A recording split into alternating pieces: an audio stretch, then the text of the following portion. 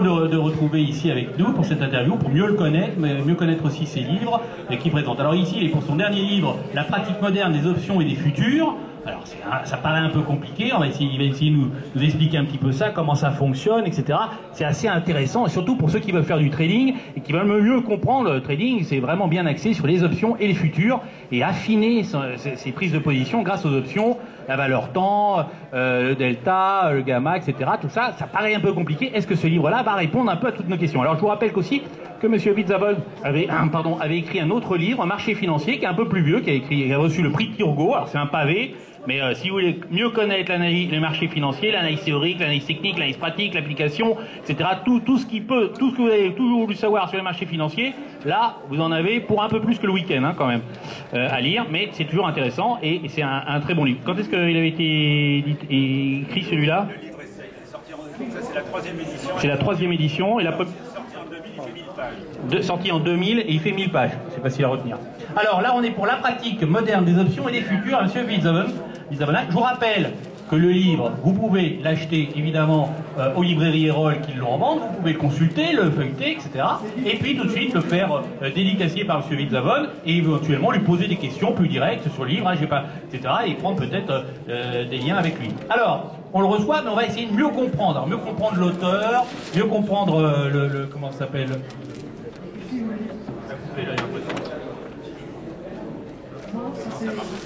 Combien coupé 1, 2, ça marche là? D'accord. Alors, on va essayer de mieux le connaître un peu, et donc toutes mes 5 questions pour mieux connaître M. Witzavon sur la pratique moderne des options et des futurs. Alors, M. Witzavon, expliquez-nous un peu qui vous êtes. On ne vous connaît pas, nous on connaît un peu les traders, les analystes techniques, ici on est un peu dur, etc. Et avant d'acheter le livre, on voudrait un peu mieux vous connaître. Quel âge vous avez, ce que vous faites, d'où vous sortez, depuis combien de temps vous faites de la bourse, où ça vous intéresse les marchés financiers, qu'on comprenne un peu aussi. C'est sérieux tout ça ou à qui on a affaire? Je ne sais pas si c'est sérieux, mais il y a une vingtaine d'années, je me suis intéressé à la bourse. J'ai une formation d'économiste. J'étais professeur de faculté, je suis expert comptable, cogisseur en compte, mais j'avais fait un doctorat de sciences éco, j'étais prof de fac. Et au départ, j'ai écrit un bouquin de gestion financière qui a été très très vendu en France. J'ai eu la plus grosse vente en France, j'en ai vendu 120 000. Alors j'ai été vendu partout, à HEC, etc. Donc ça a été mon premier bouquin. Et puis ensuite, je me suis intéressé à la bourse. Et pour ça, pour ce faire, je me suis procuré un Bloomberg, un poste Bloomberg que j'ai chez moi depuis 15 ans, même 15 ou 16 ans. Et donc à partir du Bloomberg, j'ai fait mon apprentissage qui à l'origine était nul. Je ne savais rien. Les options, je ne savais même pas ce que c'était. Objectivement, je ne savais pas ce que c'était. Alors je me suis intéressé à la chose. Évidemment, j'ai écrit le marché financier, qui a eu le prix Turgot. Alors je m'en vante parce que c'est le seul prix que j'ai jamais eu de ma vie. Alors comme j'en ai jamais eu d'autres, je le mets en avant.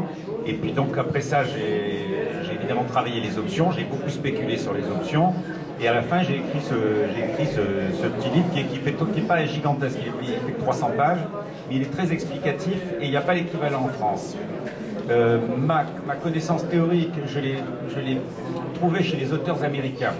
Vous avez, aux États-Unis, vous avez des auteurs sur les options qui ne sont pas bons, qui sont exceptionnels.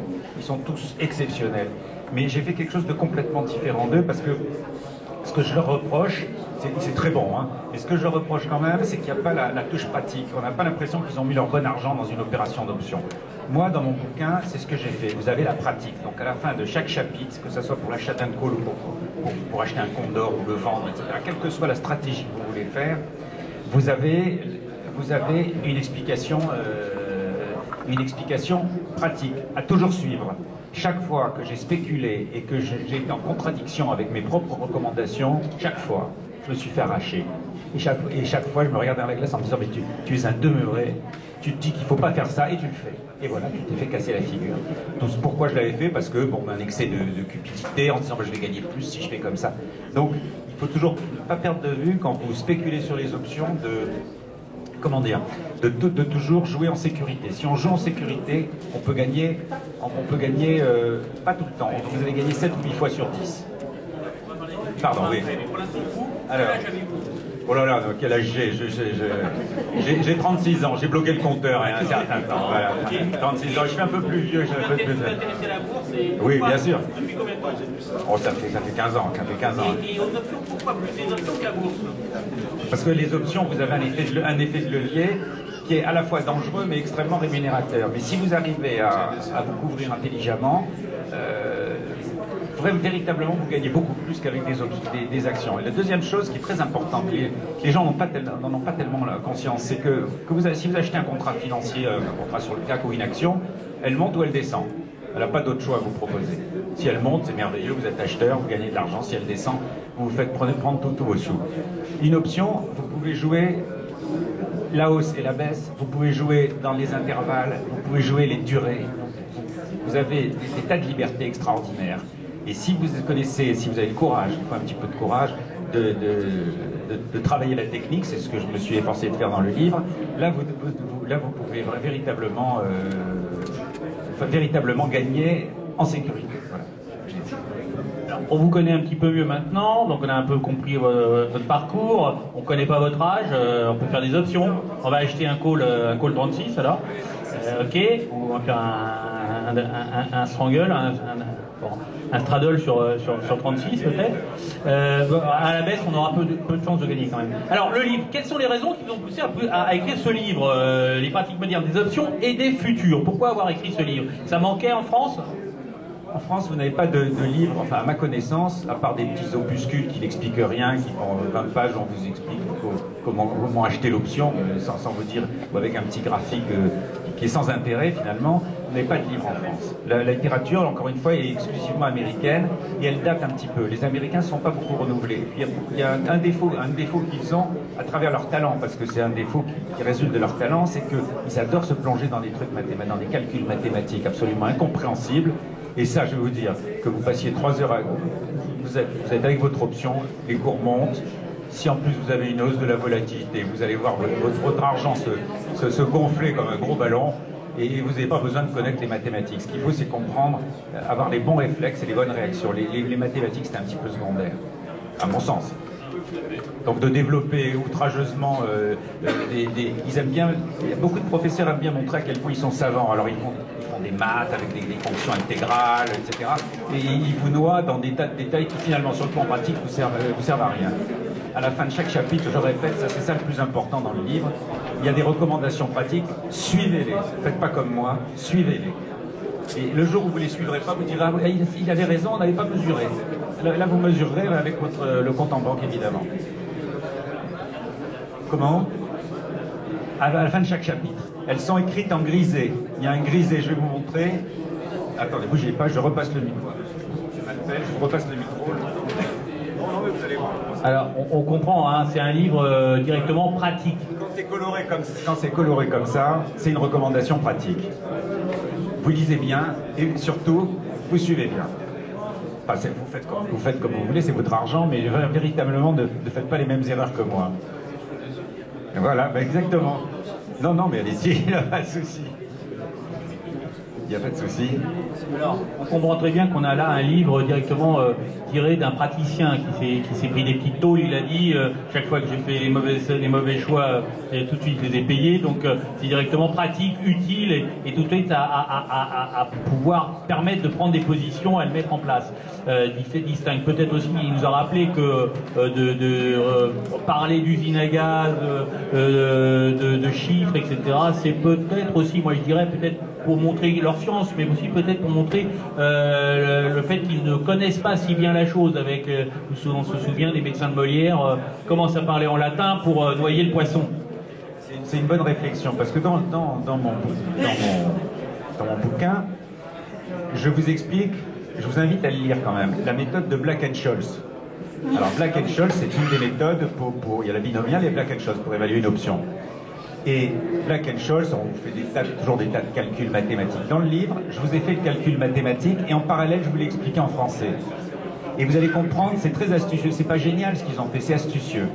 Ils ont eu le prix Nobel d'économie pour ça. À mon avis, c'est très bien payé, le prix Nobel, mais ils ont été astucieux. Mathématiquement, finalement, c'est des petites maths. Mais au point de vue astuce, si vous lisez, vous allez comprendre ce qu'ils ont fait. C'est très, très, très habile, parce que je l'explique en français. Voilà. sûr que la formule de Black-Scholes ou celle de Cox et Rubinstein, encore plus difficile. Si vous devez l'utiliser au moment où vous devez prendre position, ça ne sert à rien. Il faut tout de suite un système de pricing qui va vous faire tout ça automatiquement. Maintenant, c'est utile de comprendre un petit peu le mécanisme, de comprendre le fonctionnement pour savoir où on va. Et c'est ça qui est intéressant dans le livre de M. Witzavon, c'est de voir un peu l'aspect pratique tout de suite. C'est pas de s'embêter avec des chiffres dans tous les sens ou l'usine à gaz. Et ça l'intérêt, c'est pour ça que je conseille fortement ce livre sur les options et sur le futur. Je remercie mon premier commercial, mais non, ne vous croyez vraiment pas obligé de l'acheter parce que vous m'avez écouté parler. Il n'y a rien de plus terrible que l'auteur qui va absolument vous caser le bouquin. Je déteste ça, alors il n'y a aucune obligation. Et si vous ne l'achetez pas, je me vexe pas. Non, je ne vexe pas. Non, il y a une... qu'est-ce que je voulais dire j'ai repris dans le livre toutes les stratégies que vous pouvez utiliser dans les options. Toutes, vous les avez toutes. Hein, y compris les stratégies exotiques. Hein, donc, exotiques, oui, il y a des options exotiques. Donc c'est expliqué dans le bouquin. Je voulais vous dire quelque chose, mais M. Malpel est parti dans un grand discours extrêmement intéressant. J'ai oublié ce que je voulais vous dire. Mais ça va me revenir. Non, mais ça c'est l'âge, parce que j'ai un peu plus que 36. J'ai 38 en fait, mais il faut pas je me rajeunis toujours un petit peu. Alors, bon, on a compris d'où vous venez, on connaît un peu, on connaît le livre. Thème ou sujet général du bouquin. Donc on a compris options futures. Est-ce qu'il y a plus des options ou est-ce qu'il y a plus de futures? Alors vous avez retrouvé votre... J'ai retrouvé ce que je voulais vous dire, oui. Dans le livre, vous avez à la fin, je me suis enquiquiné, parce que c'est vraiment un pinceau pour faire un glossaire. C'est-à-dire que chaque mot est expliqué, et le glossaire m'a demandé un temps fou. Il fait une dizaine de pages, mais ça vous permet alphabétiquement, si vous voyez hâte de monnaie, vous cherchez, vous avez l'explication à la fin, et vous avez la page du livre qui correspond dans laquelle on en parle. Une fois que vous avez, quand vous allez prendre le livre, il est écrit dans un charabia franco-anglais, absolument, a priori, absolument merdatoire, puisque un call est at the money, out of the money ou in the money, par exemple. Au début, une fois que vous avez passé vous avez compris ce que c'était que la volatilité implicite, comment ça fonctionnait, les at the money, in the money, à l'européenne ou à l'américaine, il y a quelques petits trucs à connaître qui s'apprennent véritablement en moins d'une demi-heure. Après ça, le livre se lit facilement, parce que je suis naturellement, je ne veux pas avoir me vanter, mais j'ai une intelligence, je fais partie de ceux qui comprennent vite, mais il faut leur expliquer longtemps. J'ai une intelligence lente. C'est pas une crise c'est une réalité. J'ai une intelligence lente. Ça veut dire que si quelque chose ne m'est pas parfaitement bien expliqué, je ne le comprends pas. Ça se retrouve dans le livre parce que, en général, c'est le talent des gens bêtes comme moi, j'explique bien. Parce que si j'explique pas bien, je ne comprends pas ce que j'explique. Voilà, c'est mon inintelligence qui me rend bon pédagogue. C'est pas une blague, hein, de blaguer, mais c'est comme ça. Moi, si vous m'expliquez quelque chose en oubliant la moitié, je comprends rien. Il faut que ça soit bien détaillé. Voilà. Donc, passez sur le langage et ça va se lire tout seul. Maintenant, entre les options et les futurs, si vous voulez, les futurs, vous achetez un contrat futur, c'est un petit peu équivalent à une action. Ça monte ou ça descend. Si ça monte, c'est merveilleux les futurs. Il n'y a rien de mieux que les futurs s'ils montent. Ce que vous pouvez faire par contre, c'est jumeler les deux. Parce que le futur quand il descend, vous allez comprendre votre douleur quand même. Surtout s'il a du mal à remonter. Parce qu'on vous alourdit les déposites, et là vous commencez à vous sentir un petit peu étranglé. Donc si vous faites du futur, accompagnez avec des options. Bon, oui, vous pouvez être short sur le futur, accompagner avec une contrepartie. Également, une chose que je vous déconseille de faire, je vous le déconseille fortement, c'est d'être systématiquement writer. Je l'ai fait, j'ai gagné en étant writer. Writer, c'est-à-dire le vendeur d'options. Vous vendez votre option. Quand vous êtes writer, vous avez un risque potentiel. Vous avez ce qu'on appelle une position gamma négative, qui traduit en français veut dire que vous avez un risque infini. Donc, vous pouvez le faire, c'est bien, vous pouvez le faire, mais vous limitez votre risque. Vous limitez la durée, vous limitez le risque. Toujours avoir ça dans l'esprit. Pas se dire, ah ben c'est bien, merveilleux, j'ai vendu 100 000 euros d'options, ils sont sur mon compte en banque, j'ai gagné 100 000 euros. Parce que après, si ça descend et qu'on vous demande 3 millions d'euros, vous allez vous sentir un peu mal. Voilà. Mais si vous respectez bien les règles de prudence, les options, ça se conduit vraiment très bien et ça rapporte beaucoup plus d'argent que les actions qui montouillent, qui stagnouillent. Voilà. Surtout qu'à l'heure actuelle, on a un avenir, à mon avis, moyen. moyen. Alors on connaît mieux un peu, donc vous connaissez un peu mieux le livre, le thème, le sujet général. Alors vous savez, monsieur Isabonne, moi je fais du trading, j'organise des salons, je fais de l'analyse technique, je conseille un peu un grand nombre d'institutionnels parisiens, donc j'ai pas beaucoup de temps hein, pour lire un bouquin. Alors le pavé là, c'est encore plus dur, mais même ça va être difficile. Alors moi, si j'ai que le week-end, et même ce week-end, j'ai peut-être même que 1 heure ou 2 heures pour lire. Alors, si vous me deviez m'indiquer quel est le cœur du bouquin, ce que vous préférez, ce dont vous êtes le plus fier. Vous dites, là, j'ai vraiment amené quelque chose de plus par rapport à tous les autres bouquins qu'il y avait, et à côté, ça, il ne faut pas passer, si vous devez lire le bouquin, vous pouvez passer sur un peu le début, l'introduction, un peu passer sur la fin. Je sais bien que c'est difficile pour un auteur de lui dire ça, puisqu'il s'est cassé la tête à écrire tout le bouquin, il a passé beaucoup de temps, c'est du travail. Mais j'ai qu'1 heure, quel est le passage dans le livre à côté duquel je ne dois pas, surtout pas passer, je ne dois pas louper ça. Si vous devez lire vraiment pas beaucoup du livre, lisez au moins ça, c'est ça que vous devez retenir. Déjà, en ce qui concerne la fierté, j'en ai aucune parce qu'il n'y a pas de quoi se vanter, il n'y a pas de quoi, en fin de compte c'est un travail de besogneux, c'est ce que je suis, il faut se reconnaître dans une glace, je me reconnais. C'est un travail de besogneux, mais ce que vous devez faire, c'est que, bon, si vous avez par exemple décidé, c'est difficile parce que c'est bien de lire quand même les explications techniques, c'est un peu dommage de passer au-dessus, franchement, hein. Surtout que vous avez qu'1 heure. Bon ben, choisissez un bon film et puis laissez tomber. Non, hein, y a ton film ou autre chose, il y a d'autres activités dans la vie agréables, certainement plus agréables que celle qui consiste à lire mon livre. Non, si vous achetez un call, lisez bien les recommandations et lisez bien toutes les recommandations qui sont en grisé. Ça c'est important, ça. Donc la partie grisée qui est quoi? Ce sont les recommandations et conseils. Ce qu'il faut faire, pas faire, et avec des petites anecdotes pour vous faire comprendre que on peut se faire gifler en bourse. Hein. La bourse, c'est pas on arrive et puis on gagne de l'argent, on est milliardaire. C'est arrivé à certains, mais c'est arrivé à certains à une époque où la bourse est montée pendant 4 ans sans discontinuer. Alors, les aspects grisés, on les a partout. Ah, vous les avez partout, la sortie. Tout est... Ça nous fait un résumé à chaque fois. Oui, là vous en aviez un. Là. Ah bah ils sont plus. Voilà, c'est pas. Mais lisez un petit peu la. Si on peut un peu plus, c'est mieux. Mais si on doit se contenter seulement certaines choses, au moins lire les grisés. Voilà. Alors là, ils sont intéressants dans la mesure, évidemment, où vous avez déjà acheté des calls ou des puts, vous avez une notion des options, vous avez un petit peu joué sur les options. Sinon, vous allez lire la recommandation, je ne vais rien comprendre. Il faut avoir une petite connaissance. Hein. Il y a un monsieur qui veut me poser une question. Quand on achète une option, c'est un call, parce que vous pouvez, il y a une chose extra, dans les options, l'intérêt des options, si vous avez le courage de travailler un peu, mais il faut l'avoir, l'intérêt des options, c'est que vous pouvez tout faire. Vous pouvez jouer sur des écarts, parce que vous pouvez acheter un call, et vous pouvez le vendre aussi. Vous pouvez acheter un put et le vendre aussi. Alors j'ai essayé d'expliquer ça à mon beau-père, qui m'a dit tu vas m'expliquer les options. Alors je lui ai dit ben voilà, vous vendez un put, donc vous vendez la possibilité de vendre. Alors il était là, je voyais ses yeux qui se croisaient. Je me suis dit je vais voir sa peau, c'est pas la peine, on laisse tomber. Mais en fait, c'est un petit mécanisme. Vous pouvez vendre une option. Le market maker va vous la vendre. Mais attention, il va vous la vendre. Il va vous acheter votre option, donc il va vous verser de l'argent sur votre compte. Vous allez dire c'est merveilleux, je suis prêt à aller en vendre tous les jours. Mais il va vous demander simultanément un déposit. Si vous lui vendez une option, un put ou un call, il va vous demander un déposit.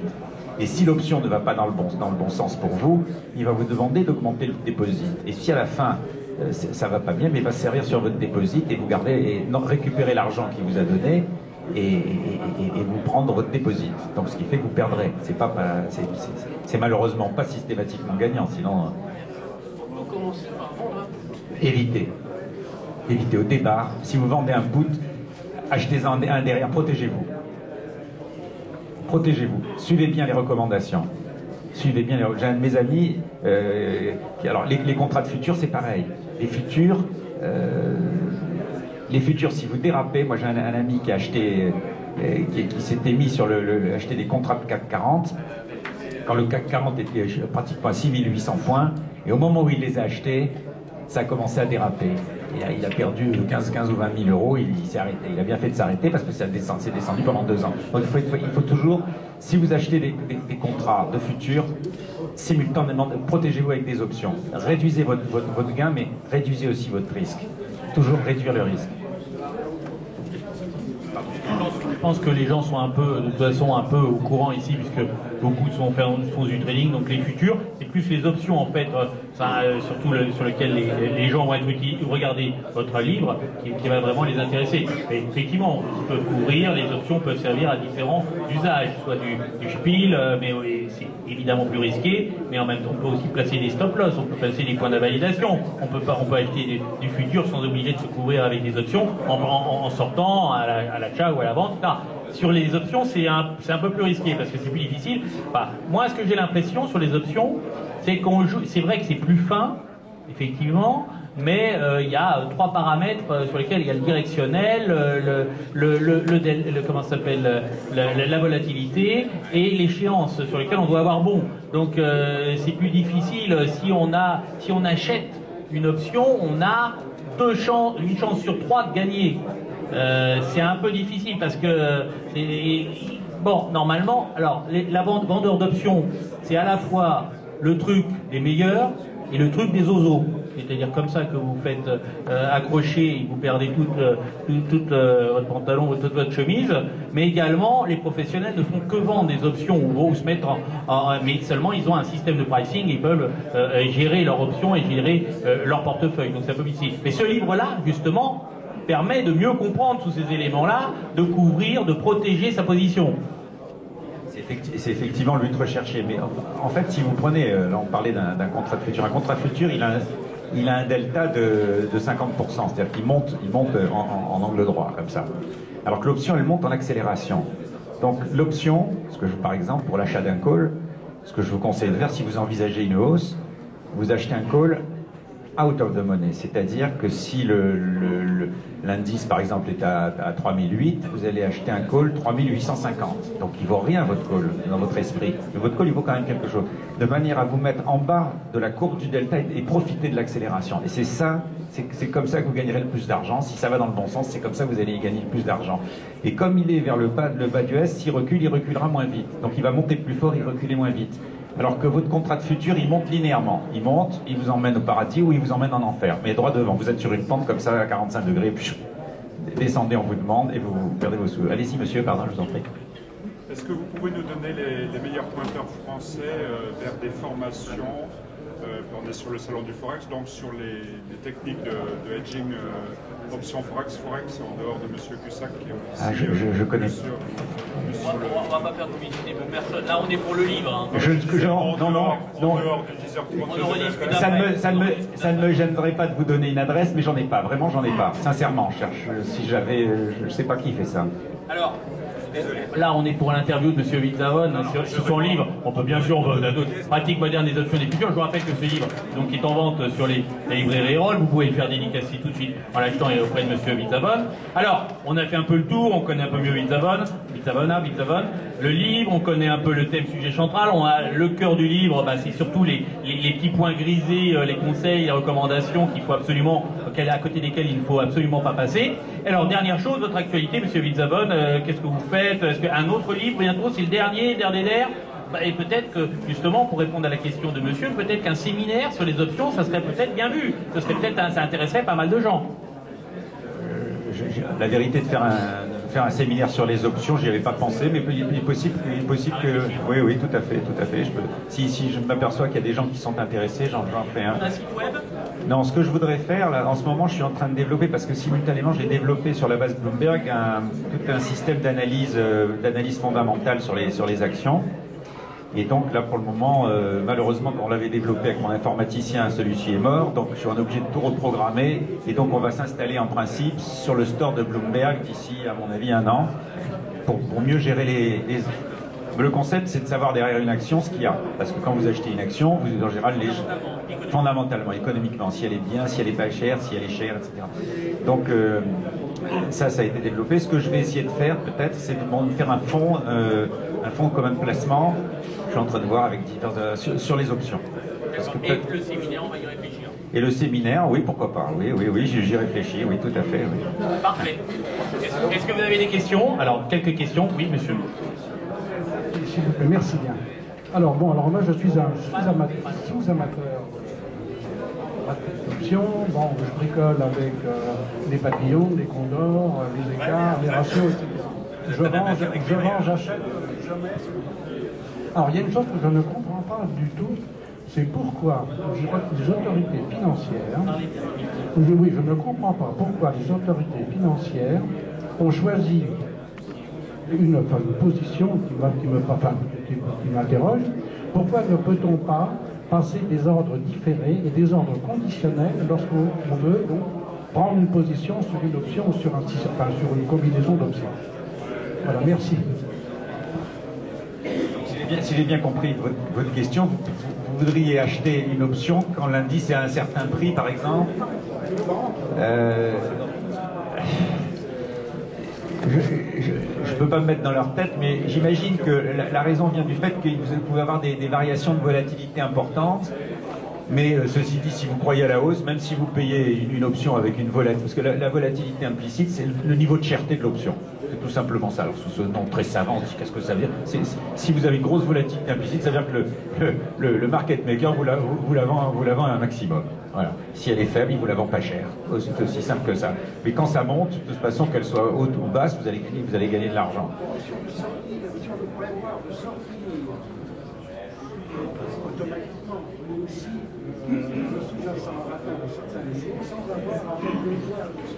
Normalement, vous pouvez le faire. Oui, mais c'est peut-être pas au Moi, marché, je le fais, moi. Alors, c'est peut-être pas... Non, mais si vous pouvez programmer auprès de vos brokers. Moi, je le fais. Moi, mon broker, je lui dis si on tape 3007, si on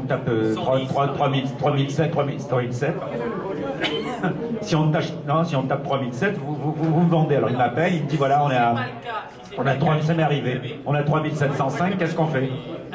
Qu'est-ce qu'on fait? WH, je fais pas. Alors, je dis je reste, je m'en vais, je me tâte. Je vends pas. Et je fais ou un truc intelligent ou un truc idiot, j'en sais rien, mais je vois si je veux réduire mon risque ou si je veux tenter le coup. Voilà.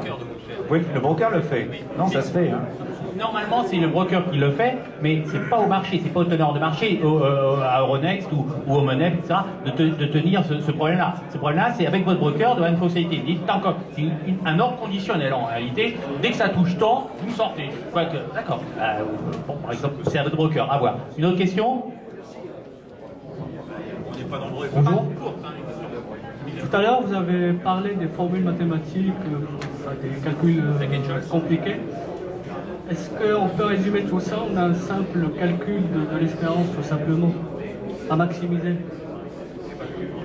Reposez votre question bien clairement. Est-ce qu'on peut simplifier ces différents calculs assez compliqués par un simple calcul de l'espérance qu'on maximise tout simplement? Est-ce qu'on peut voir les choses comme ça?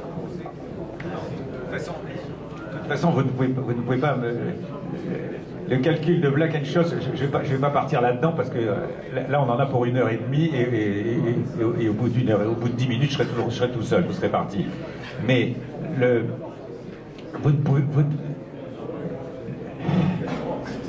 on peut pas répondre à cette question. Moi, je vais répondre à la place de M. Witzavon. Justement, son livre est fait pour ça. Vous ne pouvez pas passer à côté de la formule de Black and Scholes ou celle de Koch-Rubinstein. De toute façon, ils ont le prix Nobel pour ça. Donc, qui a permis de faire une avancée sur le pricing des options. Donc, si vous voulez passer à un système de pricing, vous ne pouvez pas passer à côté. Mais, grâce au livre de M. Witzavon, vous voyez l'aspect pratique. Vous n'allez pas vous taper la formule et bien connaître la formule par cœur et ça sert à rien. Ça apparaît comme une usine à gaz. Par contre, grâce au livre de M. Witzavon, vous voyez mieux l'aspect pratique qui est intéressant. Je ne fais pas de retape, mais c'est juste explicatif. Vraiment, c'est pas mon genre. Mais là, vous avez, aux pages 18 et 20, vous avez la formule mathématique et l'explication en français. Et quand vous lisez l'explication en français, vous dites « Ah oui, j'ai compris ce qu'il faisait ». Et c'est très habile. C'est très habile, parce que les maths, vous allez dire « Je ne comprends pas, il fait des calculs de probabilité dans tous les sens, c'est du chinois. » Oui, mais c'est intéressant de comprendre un peu le mécanisme. Allez-y, monsieur. Moi, j'ai fait. Alors, dernière question. Les gens s'y parlent fort. C'est pas pour une question. Allez-y. Je voudrais juste témoigner ma reconnaissance et mon admiration.